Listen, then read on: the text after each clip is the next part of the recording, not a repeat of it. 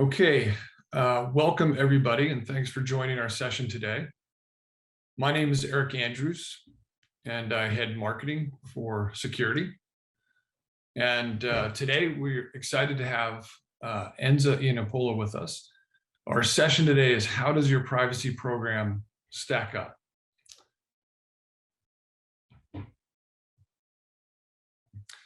So as I mentioned, we're thrilled to have Enza Iannopollo. She's a principal analyst at Forrester Research and one of the industry's leading experts in the privacy market.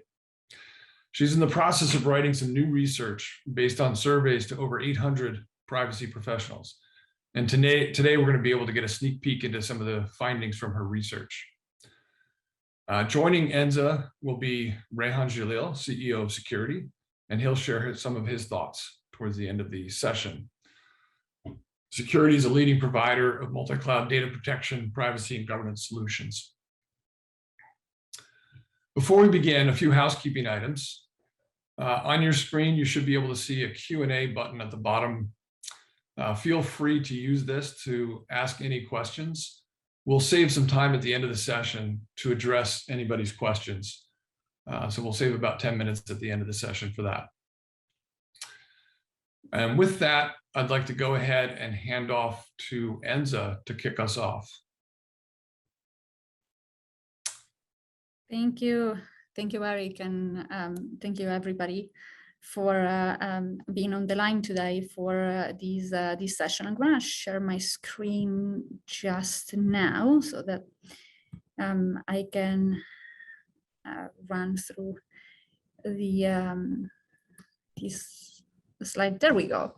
So as Eric, and thank you Eric, has said, this is really a preview of some of the data that we have very recently released. This is a survey of over 800 privacy professionals globally, and so there will be walking through some of that, and as well as some more analysis. I prepare a little bit of a kind of agenda so that I can walk you through some of the content. I hope you got your coffee, you're ready and full of caffeine for this session. So the state of privacy first, we're going to look at some of the data around people, strategy, and budget, what is going on with privacy organizations globally, and then we'll do a little bit of a deep dive. I can tell you already that those three items, or three topics that you see there, the privacy preserving technologies, consent and preference management, as well as automated discovery and classification, are there because, as you can imagine, they are coming out some of the priority and some of the strategies that the respondents have shared with us when we asked the question. So we'll go a little bit deeper in those three specific topics, and then I will leave you with some takeaway, related to the presentation. So we'll start with, as I said, the state of privacy, and we look at people first. Here it's how many organizations have a chief privacy officer in place. When I saw this data, we clearly came a very long time in the last few years where organizations are still struggling to find their chief privacy officers today. Not only most of the organizations have one, but also interestingly, those organizations that actually don't have a named CPO, they have an executive that is in charge for privacy. So that gives us about 80% of organizations worldwide really having a CPO and executive in charge of privacy. Also, we looked at some of the privacy teams. I remember, again, a few years ago, it was a matter of maybe recruiting internally from the organization, a few people, and some have struggled to actually build their privacy team because of lack of skills. But today, about 67% of organizations say that they have managed to build a privacy team, and in fact, they have one in place.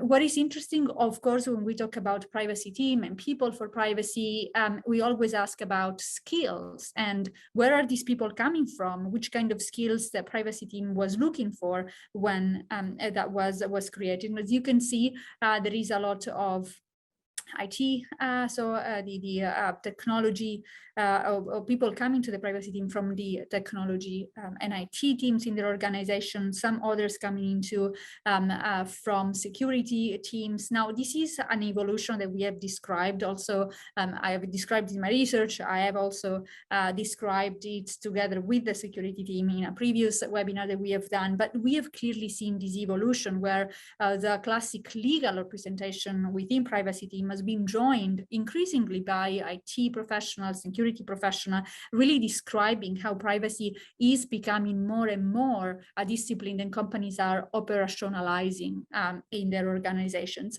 But also we have noticed that there is demand there is increasing participation in privacy team from members that have data science background and also business skills, that digital business understanding. Typically the example is professionals and can understand how business application works, how we try to engage customers. And in fact, as you can see there, 13% are saying that actually there is a component of customer experience peers, customer experience professional coming to join the privacy team. Now, if you ask me, I think that that is a percentage that we are going to see growing over time as more and more organizations really kind of see how privacy and some of those customer outcomes are actually very much linked together. Another thing that we have asked these respondents has been around the execution and definition of privacy policy. We have said it for a very long time that actually privacy is a multi-functional discipline. And today, I guess this data does a very good job of showing how much pervasive and in fact, how much multidisciplinary privacy is, where you need really a village, really the whole organization to really be there for the definition and the execution of privacy practices. There is really a long list there of different teams. Now, one of the things that I noticed when I looked at these slides was HR professionals seem to be less involved than other teams in the way they are defining, way organizations are defining and executing their privacy practices. Employee privacy is another topic that has become very prominent in the privacy professional list, in the regulators' agenda, and something that I've been looking at closely. And I think, again, the involvement from an HR perspective in the definition and execution of privacy practices and program will grow even more over time. As you will see, some organizations are really prioritizing that employee privacy, employee trust as part of the goals that they are trying to achieve through their program. And in fact, we are going to see some of that data right now. This is a global view of what organizations believe are their top strategic privacy priorities for next year, and really is a mix of business goals. You see there 71% saying that their critical or high priority is increasing business efficiency, the contribution to operational excellence, for example, but also a lot of customer trust. So increasing the customer trust in the brand, increasing and promoting the customer engagement. As I have seen, that CX portion of the CX collaboration probably going to grow even more in the future. And there are 64% saying we want to increase also employee trust in the brand. Again, this employee privacy is something that comes back several times in this presentation. I have looked at exactly the same data, but really looking at organizations that have more mature privacy practices, those that have said that they have mature practices. There are some differences when it comes to those strategic privacy priorities. As you can see, 80% are saying that developing an approach for sustained compliance is their critical or is their or high priority in terms of strategic goals. That's interesting because, of course, organizations that have done a good job, but they are more mature in their privacy practice, they also see that as a way to prioritize even more the development, the optimization of the strategy. Almost those that have experienced good results and good outcome for their privacy work clearly want to continue with that. It is a little bit of what I call this virtuous cycle that we see in organizations with more mature privacy practices. But not just that, you can see also that the increased employee trust in the brand is also a higher priority that for all other organizations. So mature organizations from a privacy perspective clearly have also kind of shaped and defined goals at the strategic level that are slightly different. But just give you here an idea of perspective. One of the typical questions that I receive from clients is, how do I develop my vision for privacy, what my privacy program should represent? And I think looking at these strategic priorities can be a very good way to get you started in thinking about what is the vision for privacy. You have here a number of different strategic goals, and so picking some of them or aligning your own goal to some of these really can help define and improve that vision that you might have already in place for your program. But we look here more closely about compliance. Clearly, privacy programs have a lot of benefits, a lot of drivers. There are goals attached to it, but also we want to look at how those privacy programs are performing against specific compliance requirements. You can see here, I like to say, compliance is an ongoing journey. This is what we expect. We think that organization will be evolving their compliance approaches as they evolve, but they use data differently as new regulations comes up. And in fact, one of the comments there, you can see there are some organizations that are already very well ahead of their preparation and fully compliant even with Virginia, for example, the Virginia Privacy Act. And so those companies are on a fast track to really comply with upcoming regulation. And to me, this is a little bit of an outcome stemming from that sustained compliance approaches, right? When you have defined your foundation, you have defined those key principles that you want to achieve with your privacy programs. And then once you have that foundation in place, you are gonna make those marginal changes to make sure that you can comply with a regulation that all are different, but they tend to be developed around those same key privacy principles. And I think that this data is actually showing that organizations that have done already some compliance work across regulation are clearly prepared ahead of time for new privacy requirements that are coming up. And again, this is, I guess, a way of really showing the idea about how the value of an approach for sustained compliance can really be delivered to the organization. I also look at organizations that have gone through some regulatory investigations in the last 12 months.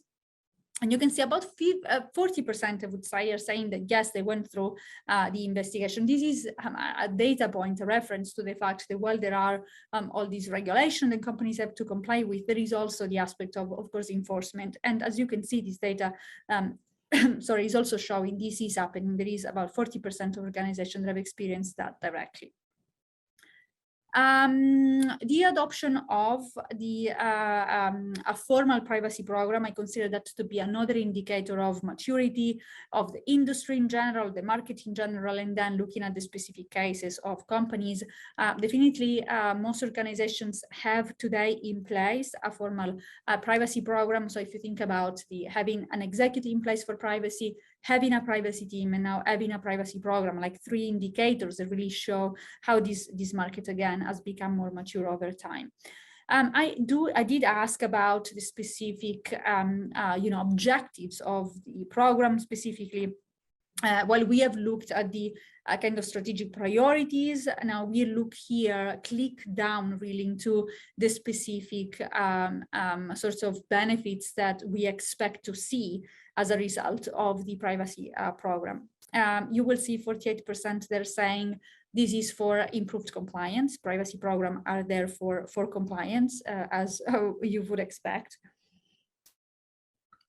Sorry, but there is also the, building customer trust, as we have seen. So a lot of alignment, as one would expect, between the benefits expected out of the privacy program and the sort of strategic priorities that organizations have set up for themselves.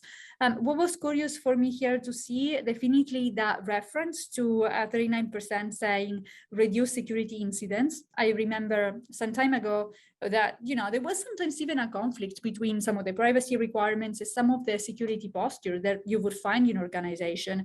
And at times I remember that some organization would be even puzzled how you can meet a specific privacy requirement if that in some way is not aligned to your security posture. And this is a proof that, again, we have come a long way from there, where now an explicit objective of privacy program is meeting that security, reduces security incidents, making the organization more secure overall. Again, this is a proxy of the fact that we see more IT, more security professionals being involved in privacy and really help develop this alignment between privacy and security for the benefit of their organization. So another strong sign there of maturity.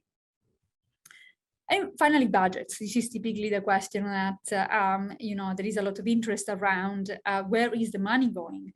And we can tell generally that there is an expectation that privacy budgets will grow in the next 12 months.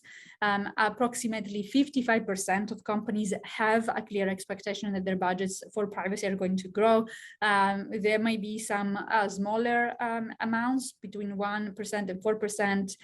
For 31% of the respondents, but then the 20% of these respondents actually expect to see growth up to 10%, and 5% will grow the budget even more than that. So the expectation is there will be funds available for privacy in the next 12 months. And here we also talk about tactical priorities, and this is the way I structure this presentation, because at the top, of course, we have the strategic priority. We look at how the privacy program is expected to deliver the benefits that we have seen being very well aligned to those strategic priority. And then we go one more click down to those tactical privacy priorities. This is really the way in which organizations are looking to achieve the benefits of the privacy program and then their strategic goals. And there are three specific areas. I have said when I presented the agenda that we were going to have a deep dive into three specific items of how organizations are thinking about privacy and how they are evolving their approach to privacy. And as you can see, they come straight from here. Increasing privacy assessments, and this is where I link the automation piece, because typically working with organizations worldwide, there is clearly the expectation that clearly automated solutions are going to contribute to a better understanding of data and to an ability to assess risk much more accurately than we have done in the past. And so the increased privacy assessments and the ability to predict risk from a privacy perspective better clearly linked to those automated capabilities. Then the improvement of customer privacy communication. This goes into the direction of consent and preference management, which is the typical or the core software, the core activity that is going to support exactly this management of the communication with customers around privacy. And then the protection in connection with data analytics. This is definitely an area where I see a lot of interest from not only privacy professionals and their extended organizations, but really regulators themselves. And there is a lot of expectation that the technology available today can really help organizations not only meet compliance requirements for privacy, but also effectively protect the privacy in connection with data in use scenarios, so analytics scenarios. So let's start with again this deep dive in these three specific tactical priorities that organizations have. And the very first one that I want to talk about is this privacy preserving technology. As I said, there is a lot of interest from regulators, from privacy professionals, for customers in general about what this technology can really do. As you can see here, when we asked these 800 professionals about the expectation of which kind of technology would really make a difference to them, to their privacy programs, to really make their action more effective, you can see there is a reference to, of course, incident detection and response, but then there is the same place, the same top spot for privacy preserving technology. What's also interesting to see their software for privacy training. This remain one of the kind of evergreen activity since the very beginning. I remember 2015, 16, 17, the time we all prepare for GDPR enforcement, that privacy training has always been, I would say, really a key element of privacy program, something the privacy professional always feel that, you know, can really make a difference for them, something that is important to them. But definitely privacy preserving technology is a new entry in this list. And also I wanted to call out the automation that continues to have a very strong appeal on privacy professionals. The improvement that from a technical perspective we have seen in the last few years has really created and validated that you know, automation can really make a difference in the way you run a program. And so I wasn't surprised to see the fully automated privacy management software, fully automated data discovery. What we are going to talk about that later, but those elements keep being there and really being of interest for privacy professionals.